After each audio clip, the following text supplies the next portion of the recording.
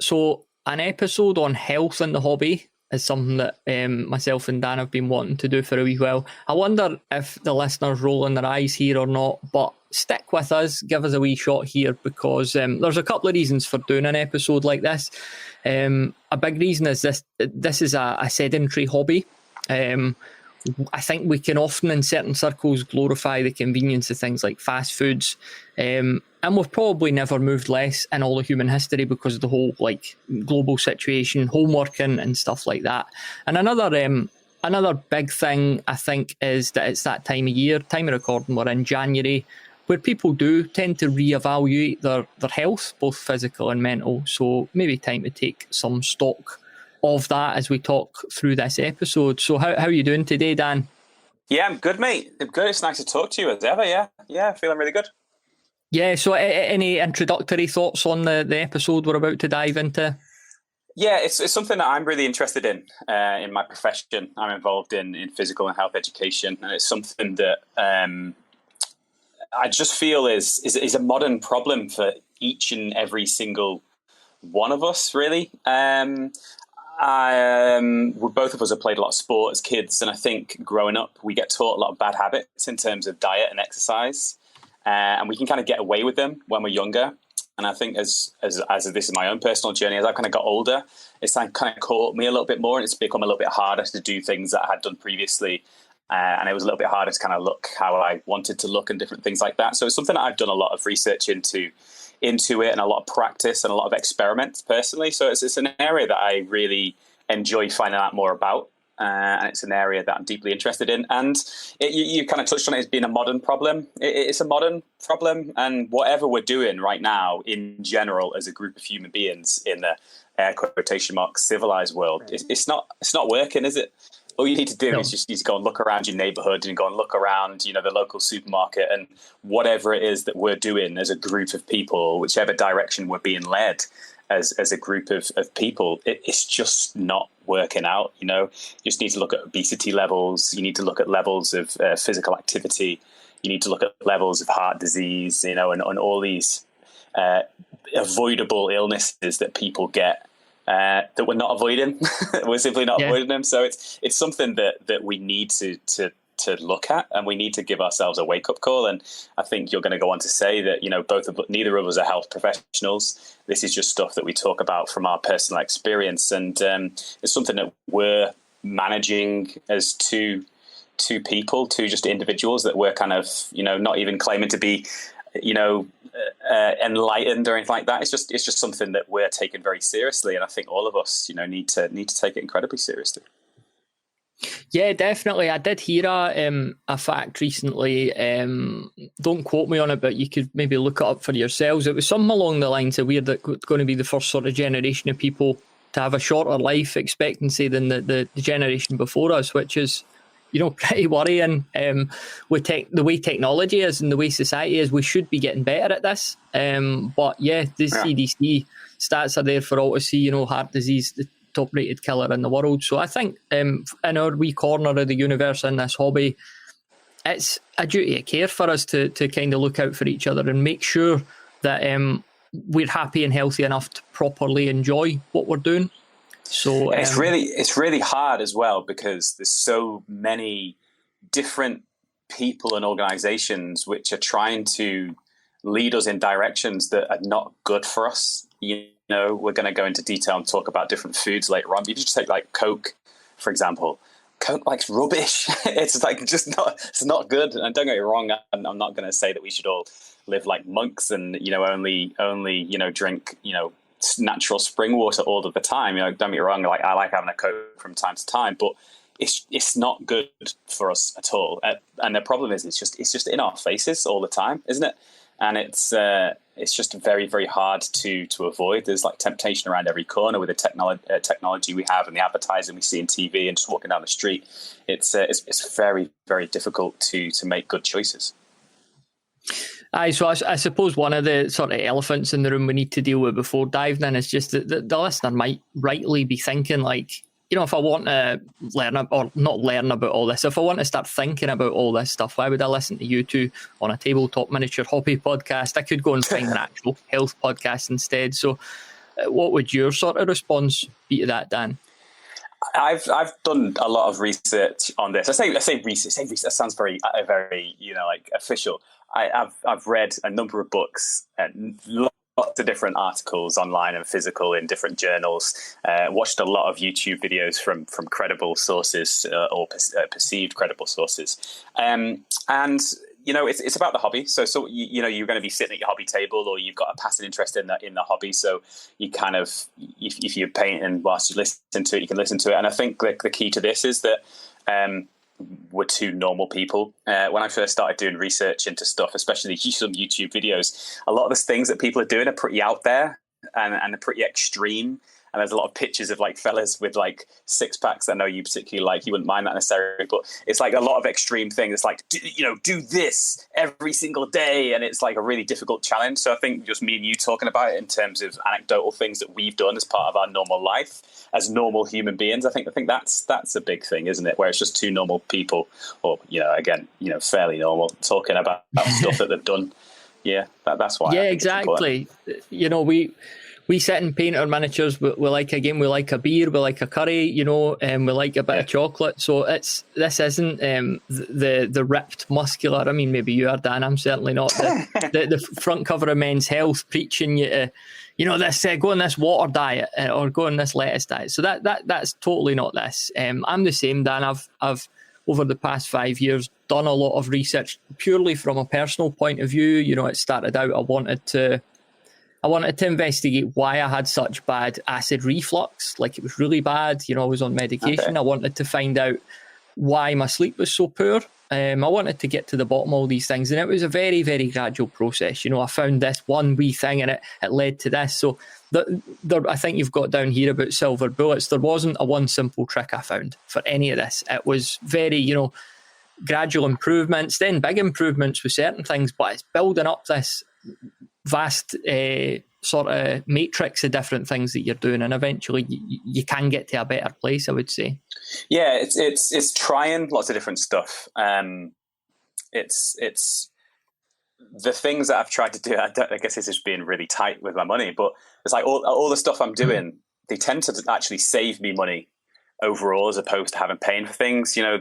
I remember this was years and years ago, a mate was talking to me about like the Atkins diet, if that was one of like the first things I became aware of in terms of fad diets and things like that. And it's like, oh, it's brilliant, you do this thing, you send off 50 quid, did you get this book, and you get these little things that you piss on, and it tells you whether you're in this state or not. And it's just like, again, it's like a lot with making healthy choices about food and drinks and things like that. There's a lot of people that want to sell you that silver bullet. They say, just give us 50 quid and you get this, and then you'll just be like this guy with a six pack on the front of this magazine. It's like, it's not like that. We keep on getting sold these visions and images of things that are either like unattainable or very, very difficult to attain. And so all of this stuff that we're going to talk about, from my perspective anyway, has just come from trial and error, and just doing different things like that, and discipline, really. A lot of us will appreciate that in terms of painting.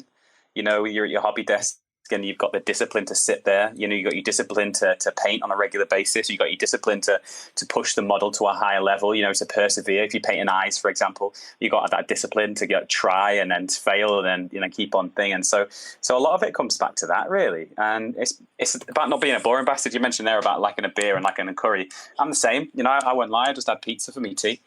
So I just had a pizza for me tea, which was super tasty. And it's about balancing that discipline without being too much of a boring bastard, Yeah, exactly. A mate of mine gave a great analogy once. We were talking about just generally eating better and trying to live better, but without depriving yourself of things. And yeah. he compared it to a football team over the course of a season. He said, like, if a team wins most of their matches, they'll do well in the league.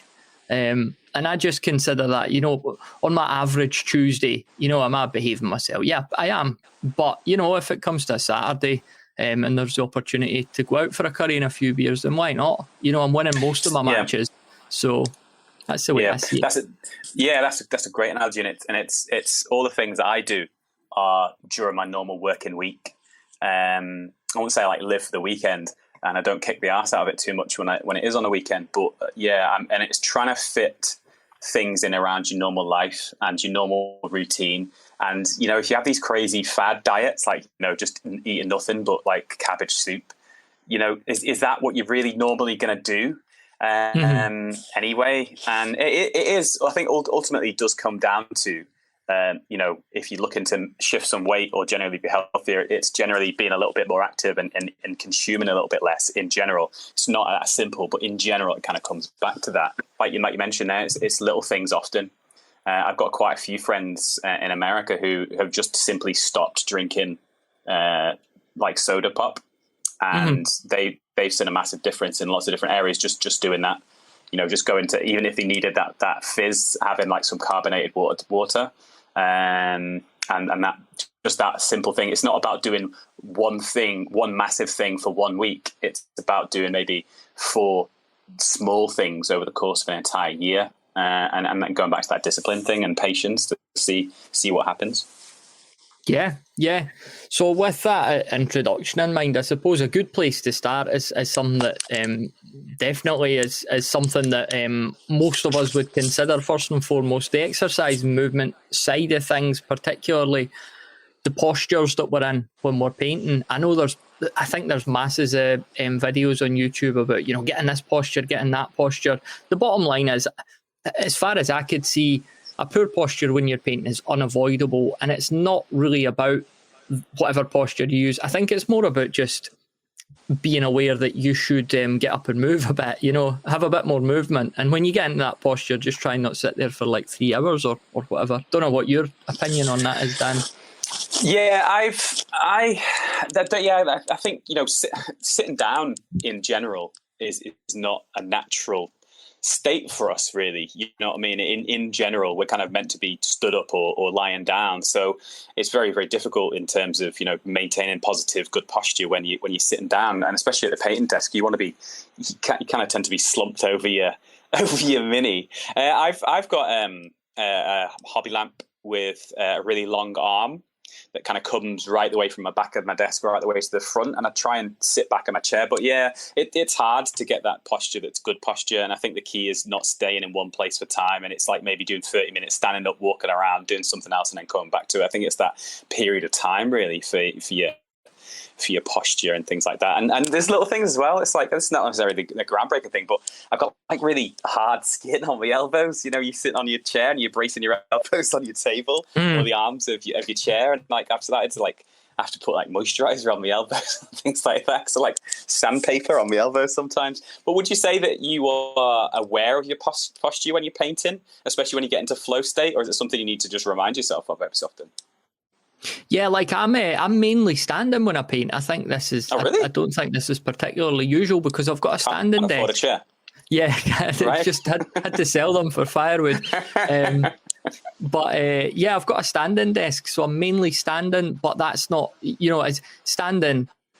I think there's almost a cult around the standing desk in certain circles, because standing all day is not good for you either. Like sitting's not good for you, but it's about mixing it up. It's about movement, and you know, I get sore neck and shoulders when I'm standing because I am still hunched. I don't think there's a way to be in any one position for long and it to be good for you. So, my I want to say stepbrother, but it's not stepbrother. My brother-in-law, he's a jeweler and he fixes watches, right? And in his workshop, he's got a desk which is like, if you were to put your elbows in line with your shoulders, he's got shoulder height. he's got a desk which is like shoulder height, right? And he's got like a bar stool that he sits on, and then he puts his elbows at his shoulder height, and then raises them so his hands are in front of his face. And when he's sitting at his working desk, his back's quite straight. He's not hunched over. So I don't think I would go that far in my current position and my hobby state. It's just not permanent enough to do that. But I think if I eventually did get a forever home and decide not to be moving around the world as I do, I think I would do that, because he's a jeweler all day, every day, and he's in that position for a long time. And I think he's onto something with that. And obviously it's something that he's picked up from the people that are in that profession. So yeah, that seems to be good for him. Yeah, I think that's the key. Find a position that works for you and just try and move a bit. Whether that's setting a timer on your phone or whatever, you know. I did. I've got a pull-up bar, and there was a time I was like, going to go and try and do 20 pull-ups. And then I came back to the painting desk. I'd kicked the arse out it so much my hands were trembling, so I couldn't paint anymore. Yeah, that kind of, it's skipping ahead a little bit of exercise and movement, but one of the biggest things that I always try and do, I call them little wins, right? Just finding little wins, like anywhere that you can. So there's times where I don't do it religiously, I don't do it all the time, but if I'm doing like a decent painting session, like you mentioned about being sedentary, right? So I have a Fitbit it's like a wrist smartwatch called a Fitbit, and I clock my steps and all sorts of data that I clock like during my working week. So every single day I try and get over 10,000 steps. And that's pretty easy with the job that I do. I'm regularly kind of knocking on the door like 15, 20, 25,000. And but I've noticed that at the weekend it drops significantly. And the days where I do like say 4 hours painting, I might only do like 2,000 steps in that one day. And so I have to make serious allowances to try and get up to 10,000 steps a day, or to do more exercise, because it also clocks you like your activity minutes, which is where your heart rate is over a certain amount.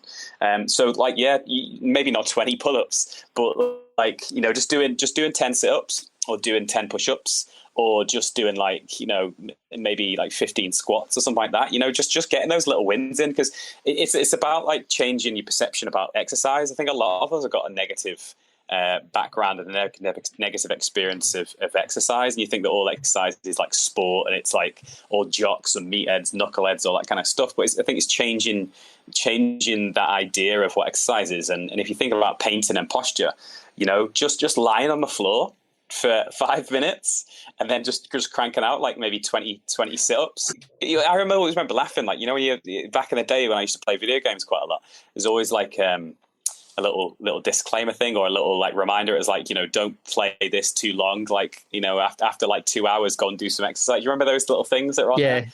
Like, go and take a break. And I think it was actually the Wii used to say after a while, didn't it used to have a prompt saying like, do you want to keep on playing? Maybe you should go and do some exercise outside or something like that. So it's like, if you're painting for a long time, it's really not that hard to just do 10 push-ups. Mm-hmm. And if you do 10 push-ups every hour and you're painting for 4 hours, that's 40 push-ups. That's no mean thing. So yeah, finding opportunities to do a little bit of exercise just when you're sitting at your painting desk or just around your painting desk might be a good one, right? That's a good segue too, because there's a big issue that humans in general have. This is not just pertaining to exercise. We always seem to want to make things that we do an hour or 2 hours or that.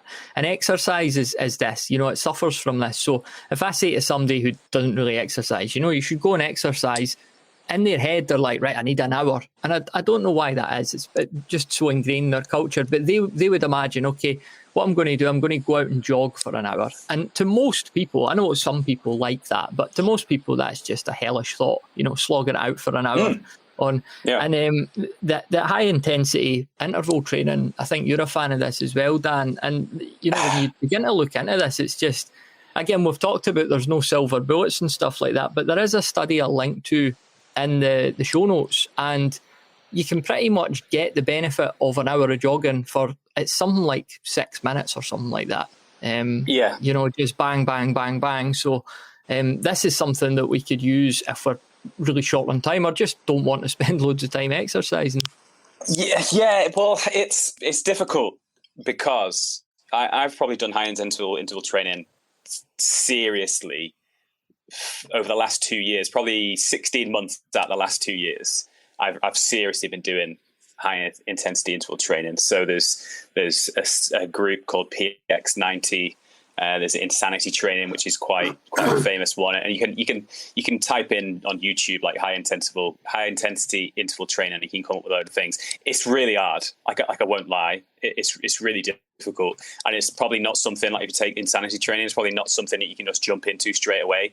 Having done not a lot of serious exercise previously, and there's lots of different ways to look at stuff, and it depends on what you're trying to do. But you blow out your ass doing high interval interval training. It's very difficult, and from my experience anyway, you have to be very, very dedicated to keep it going. Now you're generally a pretty fit guy, right? Tell us what like generally you do as part of your normal life in terms of normal week. Like what amount of time and what intensity activities do you do at the moment? Yeah, so my hit, like the minimum effective dose that I've read about over the years, that I'll do in a push is just I think it's 20 seconds flat out sprints on the spot, 10 seconds rest, 20 seconds flat out, 10 seconds rest, 20 seconds flat out, and try and do those rests lying on your back. So that's a minute of exercise. And again, I'd need to look out the studies, but there's good evidence to suggest that that is pretty much the same for your heart and your cardio as an hour of jogging. So if you can get that in a minute, sounds too good to be true, but No, it's about how you want to attack it, and it comes back to discipline, doesn't it? I mean, I did insanity training every day for about 90 days, and it was very, very tough, and that's about 40 minutes. But going for a walk, there's lots of different, and this is where it becomes difficult because there's lots of different people saying lots of different things. And in the general idea about the high intensive interval training is you've got this substance in your body that your muscles need to function called glycogen, right? And that's like the kind of stored state of glucose, and glucose is what you need, what your cells need to exist, right? And so the whole idea behind high intensity interval training is you burn off all the glycogen which is stored in the muscles, and all the glycogen, or as much glycogen as you can get that's stored in your liver, so that your body has to work really hard to replace that before you train again. So it's a little bit like kind of, petrol in your car tank.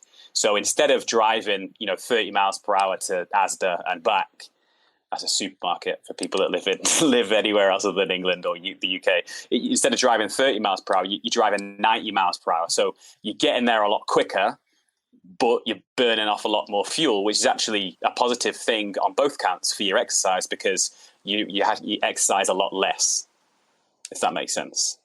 Yeah, and there's the lymphatic system too. Again, this is all just my personal understanding of it, so please don't take anything I say as gospel. Look it up for yourself. But your lymphatic system, which is so important to your immune function. If you're not moving, it's not moving. That's the bottom line. So even if you're just going for a walk, you're doing so much for yourself that could be pivotal to your health. Yeah. But having said that, like, I really enjoy high intensity interval training. Like, I won't lie, it's really good. It's really fulfilling. It's really empowering. It's tough, but that is part of it in itself. The fact that it's hard and you manage to do it and you manage to achieve it. And once you've had a shower and all that kind of stuff, it's a good feeling, isn't it? But I would say it takes a lot of dedication, and I would say that it's maybe not something you would jump into right away, especially if you're not exercising regularly. I would say it's something to probably do if you've got a medium level of fitness anyway, like a decent level of fitness anyway to go into. But I'd say if you haven't exercised for a long time, maybe years, like serious exercise, it's maybe something you need to build up to, which is maybe like you're saying about that, quick 60 seconds of stuff. Yeah, I would start there. I mean, 40 minutes, to my understanding, is pretty extreme, like, for HIIT. Yeah. I mean, Charlotte, my wife, she does this guy, what's he called? Guy with big floppy hair. Wicks. Yes, Joe Wicks, yeah. He does different things, and he has different levels, and I think that's the same. I think it's 20 seconds of activity and then 10 seconds, relaxing. Not really say relaxing. Could actually be 30. Could actually be 30 that you get a wee rest. I'd have to look that up. But yeah, 20 rest, 20 rest, 20 rest, just flat out. 1 minute's work. Who can't do that? So again, I'm not responsible if anyone does keel over and have a heart attack. But and it's like you say, start small. If you come out the gate with this grand plan, I'm going to do all this each day, you might last 3 or 4 days, but you know what? The first day that you can't be arsed doing it, that's it. You've fallen off the wagon, and you'll just be more down.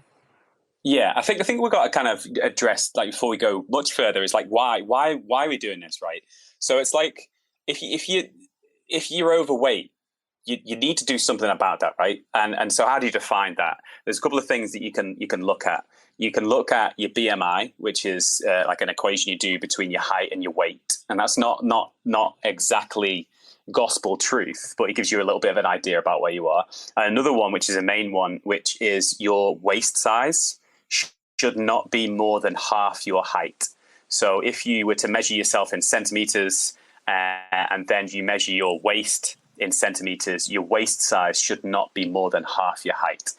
And that comes from data, that comes from research where, people that get certain diseases, certain cancer, certain illnesses, it comes from having that waist size, which is more than half your height. So it's about having data that will show you different things. And I think what we do, and I don't know if this is a male thing or whether it's just like a modern thing that we do, but we tend to ignore stuff quite a lot. And we need to stop ignoring those things. So there's times where I've kind of, you see something or you hear something and you kind of think, well, that doesn't apply to me. That's not going to happen to me. But you know what? They always do. It does come around. There's quite a famous quote from a guy who was in Warsaw, I believe, during the Second World War. And he's talking about the Germans coming or the Nazi party coming. It's like they came for this set of people and I didn't say anything because it wasn't me. And then they came for this set of people and I didn't say anything. They came for this set of people. I didn't say anything. And then they came for me. And there was no one to say anything. Does that kind of make sense? And so it's like if someone's listening to this, it's really important to know that this does pertain to you because you're probably white, you're probably over 30, you're probably overweight, and that's just talking statistically. You're probably these things. And it's really important that you understand that this is all a problem for all of us that needs to be addressed, and you need to wake up and smell that. And so the BMI is one thing. You can find that out online. You can type in work out that BMI, you just put your height in, you put your weight in. And that's not an exact science, but it does give you a general overview. And then the second thing is measure your height and then measure your waist size. And your waist size is, about a couple of inches above your hip. So you find your hip joint, your hip kind of bone, and then go a couple of centimeters, a couple of inches above that. That's your waist, kind of just underneath your belly button, really.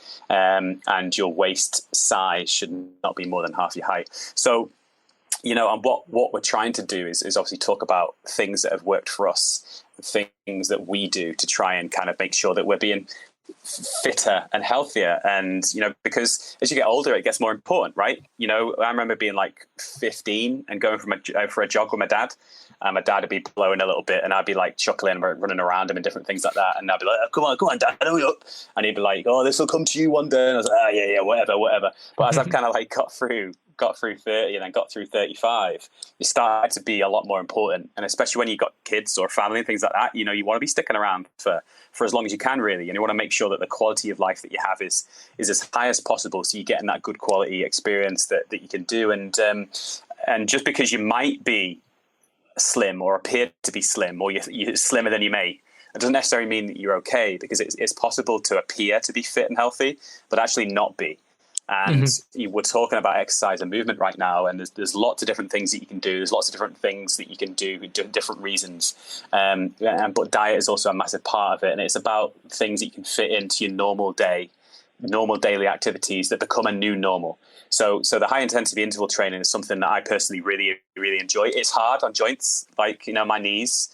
I've had to give it a rest recently because it's really hard on my knees. So some of the exercise they do is really hard on your knees. And so it's not saying you've got to do this, you've got to do that. It's not a case of that. But high intensity interval training is as you mentioned, it's a way to get a really good level of exercise in a massively condensed space. You mentioned that you can do this small amount of time, and it's got the same residual effect as an hour of jogging. And so that's a way that you can fit it in. If time is a problem, you think, oh, I ain't got time to do that. Well, you can do it. You can do this very short thing, and it is very intense. That's what we call high intensity. It's very, very intense, and if you can handle that, you can get a big workout in a very small period of time. Let's touch on muscle, because I think muscle, it can get a bad rap because people see it as a very aesthetic thing. We laughed at the men's health cover, but muscle is, even if you're not interested in being Arnie or anything like that, it's really important for a couple of reasons. Like carrying a bit of muscle, the more muscle you carry, the more fat you're burning, because muscle is, I've heard it described as very expensive on the body. And it's also really important for your longevity. Again, Dan, you talked about, why wouldn't you want to live longer with your kids and stuff like that? So muscle, I think we need to get past this thing of, I don't want to look like a bodybuilder, because that's totally not the point of it for most people. No, and again, it's where it becomes complicated, because I think there's a perception of what we think muscle is, And there's also, like, the front of magazines and movies and TV. It's this unrealistic view about what humans should potentially be. And we're stuck in this really difficult place because it's like you're looking at, like, Captain America sitting on your sofa eating popcorn and crisps and nachos, shit like that, when in reality that guy doesn't go anywhere near them, and he's having to work his ass off just to be in that position.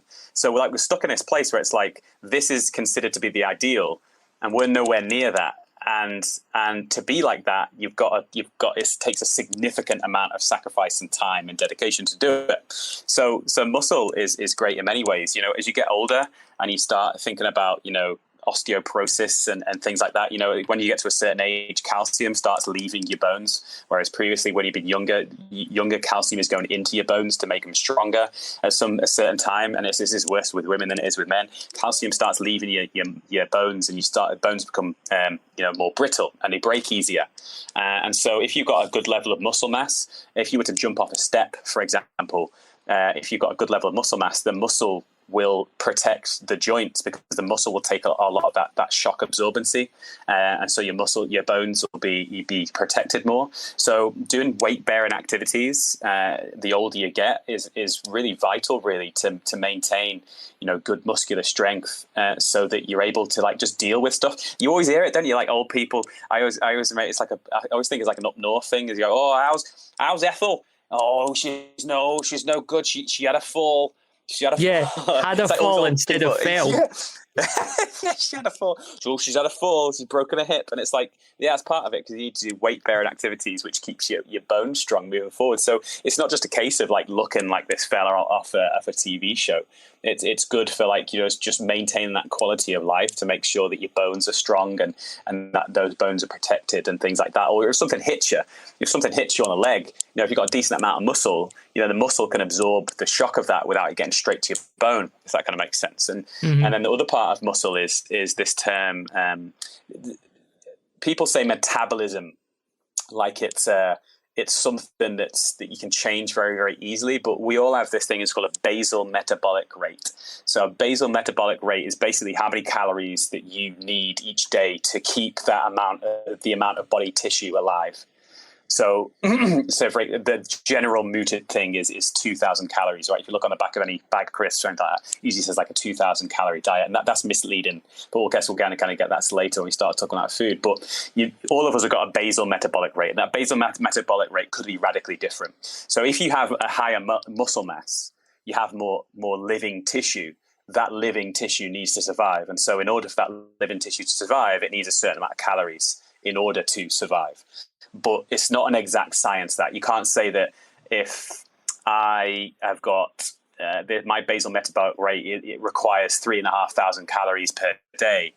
You don't necessarily need to consume 3,500 calories per day to keep that muscle mass because you've got a whole bunch of stored energy and fat reserves. And also your body works in different ways. So it might start destroying that muscle mass if it doesn't think that it can spend the energy from the fat reserves. It gets very complicated very quickly, but I guess we'll talk about a little bit more about that later. But yeah, I think doing weight exercises or just weight bearing exercises, things that it's really important. You don't necessarily need to go to a gym. All the high intensity interval training stuff that I do is using your own body weight as resistance. A lot of squats, a lot of jumps, a lot of different things. You can use your own body weight. And again, this kind of comes back to this idea that you don't need to go out and buy X, Y, Z. Your own body weight is a great thing that you can use to work and create resistance for yourself to be able to do weights, because your body effectively is its own weight. But I think it's really important. Do you do weight training? Is that something that you do? Yeah, I mean, I've it's a lot of body weights, pull-ups, push-ups, stuff like that. I don't have any sophisticated equipment or that, and I don't spend a lot of time on it. No more than 10-15 minutes a day. So, just trying to keep myself moving as much as possible. Yeah, I do bits and pieces. I get really bored in a gym. I don't like going to the gym. I've never liked going to the gym. I don't think I must have been to one maybe once in my life, so it's not something I do. Gyms. Got thrown out for hanging around the changing rooms. Eh? Yeah, I was just completely naked. It's just in the weight area. Yeah, at the vending machine. But yeah, I mean, but if it works for you, and that's the thing that we'll talk about more and more as it kind of comes, especially as you kind of go through and come to the end. It's about finding something that works for you. Like I've got friends who really enjoy weight training. They really enjoy going to the gym. They really enjoy tracking the gains and all that kind of stuff. They really enjoy that. But I think in terms of having a decent level of muscle mass, there's 2 points that I've covered already. Is that kind of the weight bearing activity, which keeps your muscular strength high, and it kind of helps protect your skeletal system. But then also, that if you're looking to lose weight, for example, people say to build muscle mass because you are expending more calories just surviving. But it's not simple. And that's the thing with all of these things, is that it's not simple. It's not a case of like, just do what this guy on the internet tells you and everything will be fine. It's very complicated in numerous ways. But and kind of the final point of this exercise and movement is, I've mentioned it a couple of times, is finding little wins, right? It's finding 4 things or 5 things that you can do every day or every week for a significant period of time, something that becomes the new normal. Like at work, I never take the lift. So in the place where I work, I regularly need to go up from the ground floor to the 5th floor. Probably need to do that like 10 times a day. Go from the ground floor to the 5th floor. So that's probably about 12, probably about 70 steps. Never take the lift, ever. I always take the stairs every single time. And that's just a little win. Whereas like pretty much every other staff member that I can think of, even the people in my department, which is supposed to be the physical and health education department, they regularly take the lift, right? Whereas I never do. And it's a small sacrifice, but it's something I do every day. It's a normal thing. So yeah, it's not. I'm the same. I never thought of that. It's free exercise. That's what I've always kind of subconsciously thought. Escalators, lifts. I'm just never on them. Why would you? Yeah, I do it regularly at the metro with my daughter. Now she's 4, so she can go on the escalator on her own. So I race her up the escalator. I say, right, stand on this step, and I'll see if I can run up the stairs and beat you. And I always like try and stay at the same level as her. And sometimes she wins, and sometimes I win. But yeah, like, and no one ever takes the stairs at the underground. You knock Ethel over on your way up. She's had a fall. Yeah, but so it's finding those little wins. I mentioned this previously when we did the sustainable hobbying a while ago on the Paint All the Me's podcasts. I walk to the hobby shop. So if I ever want to go to the hobby shop, I'll walk. So it's about finding those little things that you can do and fit into your normal day, which are little wins. I don't have a pull-up bar anymore, but I did have a pull-up bar, and every time I went to the bathroom, I'd do 5 pull-ups. That was just become. So it's not about doing this. It's not about just eating cabbage soup for 3 weeks. It's about creating a new normal and something that fits in with your lifestyle. And it's the understanding that you need to do something. You need to find something that you need to do. You probably need to be fitter. You probably need to do more exercise anyway, full stop. And it's about finding things that you can do. So if it's like you set an alarm, and then you start painting, you set an alarm for an hour, and then your alarm goes off, you do 10 push-ups, and then you start painting again. And it's like, just do that, and build it up. A great thing that I want to mention is the Couch to 5K. Have you heard of that? Yeah, the missus did that last year.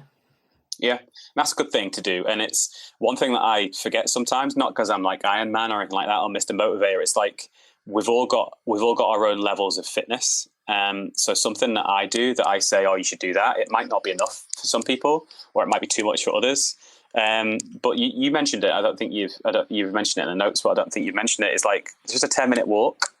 Just going out for a walk is something that's great. It's classed as exercise. You might need to make it more of a brisk walk than a slow walk. But then even if it is a slow walk, it's still exercise of a type. Still in what most people actually do. So you're already getting such an advantage. Again, not that we're trying to compete with people. It's just most people don't do anything, unfortunately. One of the ones. Yeah, so good. I was just going to say, you're talking about these small wins that you build into your life. One of the ones that I've done, and it's just become a complete habit now, and it probably looks really weird. It's just, cupboards in the kitchen and that the lower cupboards, instead of bending over for stuff, I squat for it. And it was just like a thing I started doing. I tried to get into it, and it became a habit very quickly. And now I just do that. So like I say, if I'm in like the shop or that with a basket and I'm squatting down, it must look really like I'm going to take a shit. But it's just something that I do now, and it's not huge thing, but it's just one of the tiny wee, I'm working some muscles at least. So yeah, I used to. I've literally never told this to anyone. I used to. You can get weights that you put on your ankles and your wrists. You ever seen them? I think so, yeah. Yeah, I used to wear them around the house.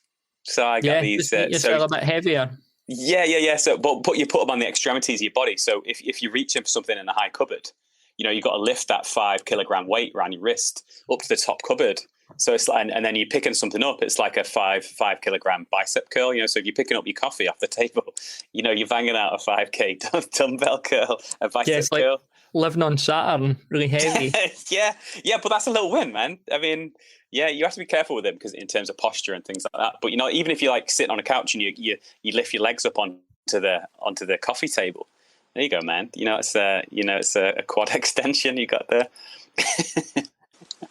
So yeah, that's the overarching thing. It's creating something that's a new normal. That's the key, I think, with exercise and movement. And I used to love walking to work. Like walk into work, make you a walk to work or something like that. And this week we got a set of bikes and just go biking more. Just do stuff that works for you and it fits in and it's something that you can do yourself on a regular basis. That'd be the key for that. So that was part 1 in our 2-part Health in the Hobby episode. Again, I know this is something a little different to talking about Chaos Dwarfs and Snotling pump wagons, but let's face it, nobody wants to look or feel like the Great Unclean One, do they? Especially not that modern plastic version. On part 2, we're giving our take on the heady topics of weight loss, diet and nutrition. Again, this is a long way from a how-to, it's merely about the things that have worked pretty well for us over the past few years. So stay tuned for that, or unsubscribe and leave an angry 1-star review. It's up to you really. One final wee thing to mention is of course the survey. As I've said already, taking a couple of minutes to complete this can really help the podcast, so please head over to bedroombattlefields.com/survey if you haven't done so already. If you're listening many years in the future too, then, well, A, it's great news that we haven't annihilated ourselves yet, and B, I'll leave it open indefinitely so you can still pop over there and complete it. That's bedroombattlefields.com/survey, and I'll see you on the next episode.